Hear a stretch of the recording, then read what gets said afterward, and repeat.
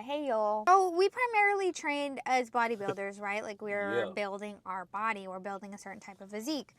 The type of cardio we do is typically steady state cardio, whether it's walking on the treadmill, incline walking, or stairs. We don't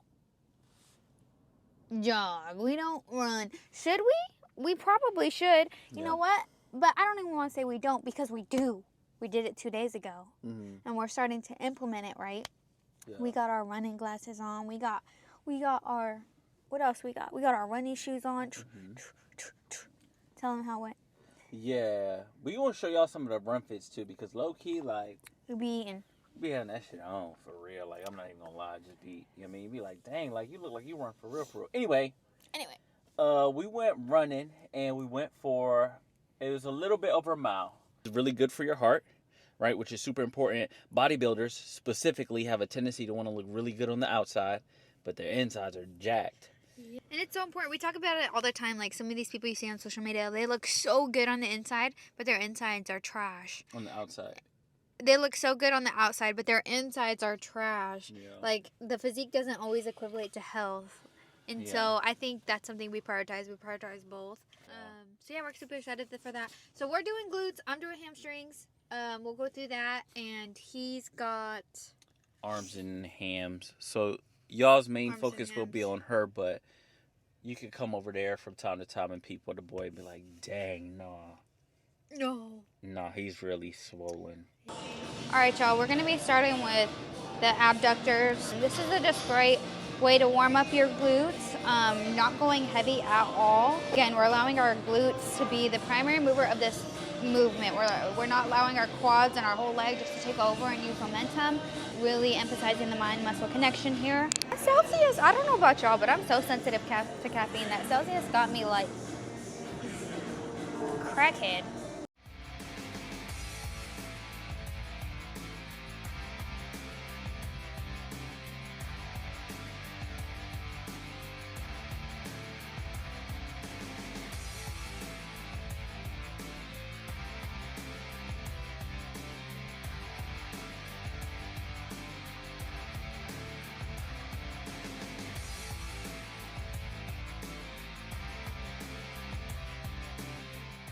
I did want to go over a few things that I'm doing right now to really improve my overall health.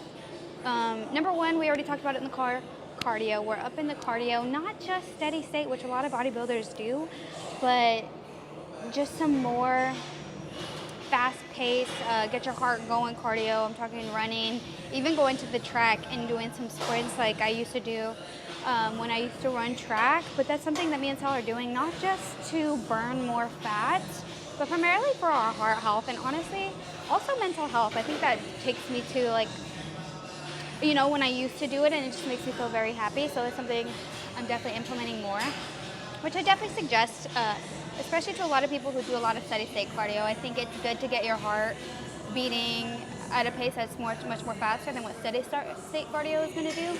So I'm very excited for the challenge. Okay, so here we're just doing some lying leg curls, just getting the hamstrings engaged. Next we're going to go to hip thrust, really focusing on those glutes. The hip thrust I'm going to try to keep as glute biased as possible. Of course, hamstrings will get a little bit engaged. And then we'll move into some RDLs. The second thing that I'm doing right now to improve my overall health and wellness is fiber. Fiber is so important, and this is something I've been telling Sal lately as well, and my family. We talk about it sometimes, but I don't know the exact statistic, but I know that colon cancer is one of the rising cancers, specifically in young people, and it's really from all the chemicals, all the preservatives, all the crazy crap in our food, and our supplements, and everything, and it's affecting our colon, and people are getting cancer, and I think fiber is the number one way to probably combat that. I've seen it on this doctor talking about it, but I do believe fiber is 100% important because we do eat a lot of stuff, even stuff that we think is healthy that has bad ingredients in it, chemicals, red this, yellow that, whatever. And so being able to digest that and keep a healthy colon is so important. And so implementing a fiber supplement into my diet is what I'm doing right now. I can't remember the exact name of it off the top of my head, but I know this one has been highly researched and it's very highly rated, and I'm going to link it down below. but I think fiber is so important. That's just one thing. I mean, vitamins, again, play a big role, but I think implementing fiber supplement on its own is so important.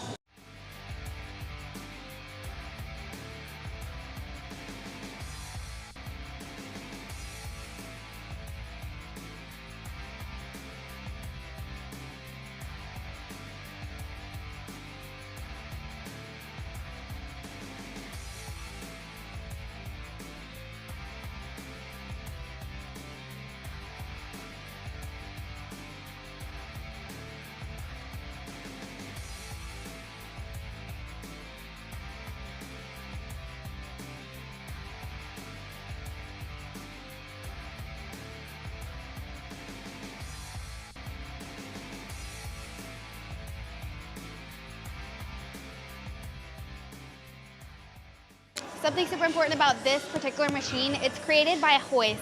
And if you don't know a lot about gym machines, Hoist is a gym company that makes machines that they just move a little funky. Like if you notice, like I'm not just staying still, like it's kind of moving my whole body.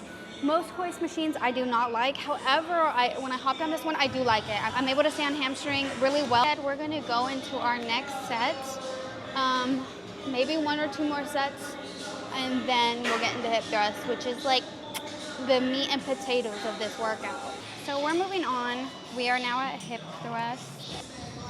I do like that it has a thick, nice pad because, you know, these things be hurting.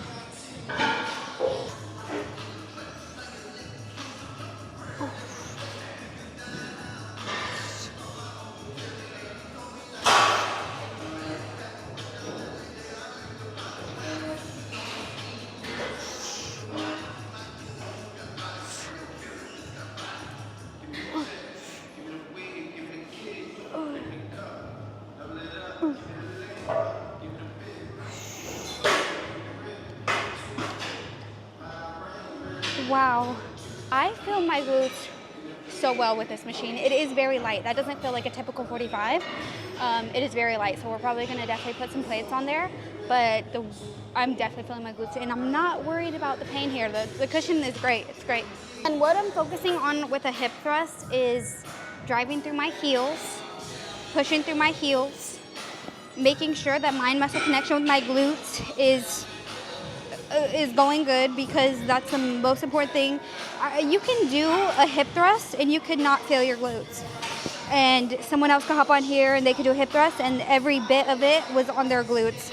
It's all about how you move and doing it correctly. And you know what's so cool? You can grow your glutes and not do hip thrust. It's like totally possible. Is it probably the best way to grow your glutes? Yeah.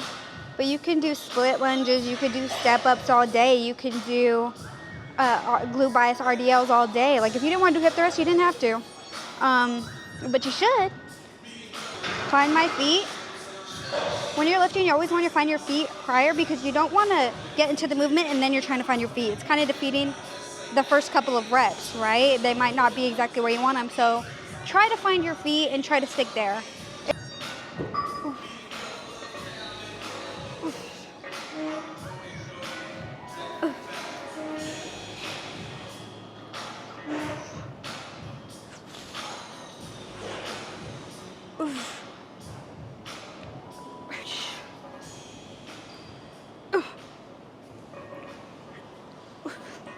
Pushing through my heel.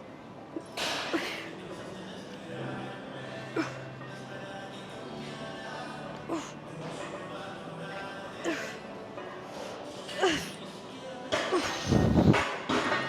my gosh.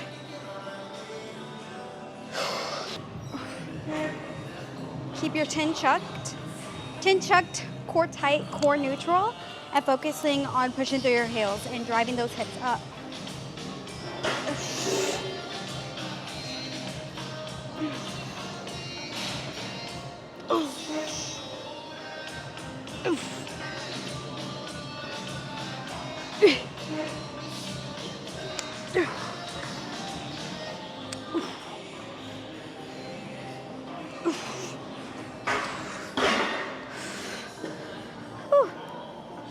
So this one, we're going to be doing RDLs on the Smith machine, glute bias. And I'm going to kind of go over the difference between hitting your glutes with RDLs and hitting your hamstrings, which RDLs are good for both, but there's just a slight tweak in the form that you would do to hit whichever one you're looking to hit.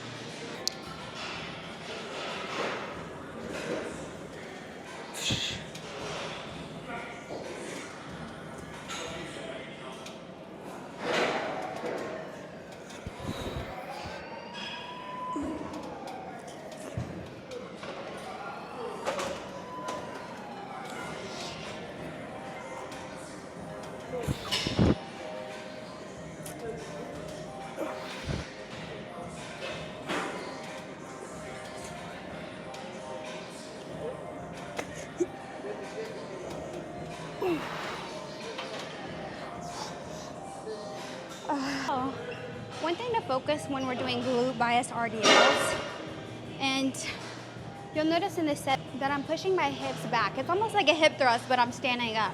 I'm pushing my hips as far as back as I can and coming forward with my hips. And so you'll notice that I'm pushing my hips back, keeping my core tight, holding the bar and allowing the bar to fall just below my knees, no more than halfway in between your shin. You'll notice when you start to get lower and lower and you go too low, your back starts to engage. So to prevent that, you just want to hit that sweet spot, which is usually right below the knee, back up. And all my pressure, I'm pushing through my heels. I'm allowing my glutes push back, push up, push back, push up. It's easy to allow your lower back to get into it, but to prevent that, you just have to remember all of these cues. The difference of what it looks like when I'm trying to target my hamstrings. So with that one, still you're going to be setting your feet, still going to have a tight core, but we're keeping a straight leg.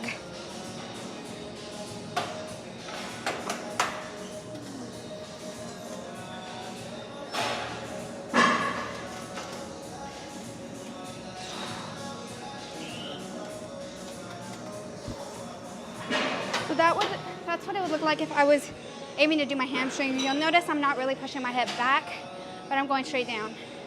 Whew, I'm out of breath. It is a wrap on that. I'm gonna show you what I made. So I came home, we were so hungry. I just have rice. I have about I measured it out. It's about like 5 ounces of beef in there. I have some corn, some kidney beans, a little bit of pinto beans, some green bell peppers, red bell peppers. So this was supposed to be like a Southwest bowl, right? But the marinara, I thought I had marinara. Marinara that I did have was expired.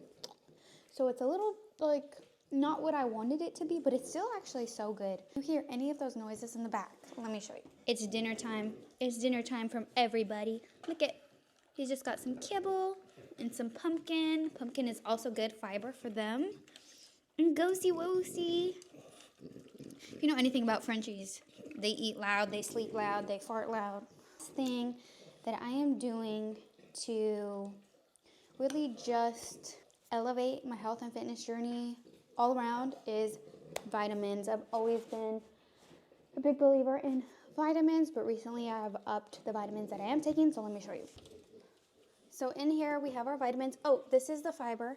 It's this, I don't know how to say it, psyllium fiber, sugar-free powder, super, super good. The vitamins I'm taking are zinc. Sometimes I take L-lysine, not all the time. Turmeric, vitamin D, B-complex, fish oil, magnesium, and vitamin C. And then typically I also take a collagen powder. I am out. It is the protein collagen brand from Costco. You know, ladies, when you're 25, your collagen starts going down. Take your collagen. Join us next time, and I'm gonna eat.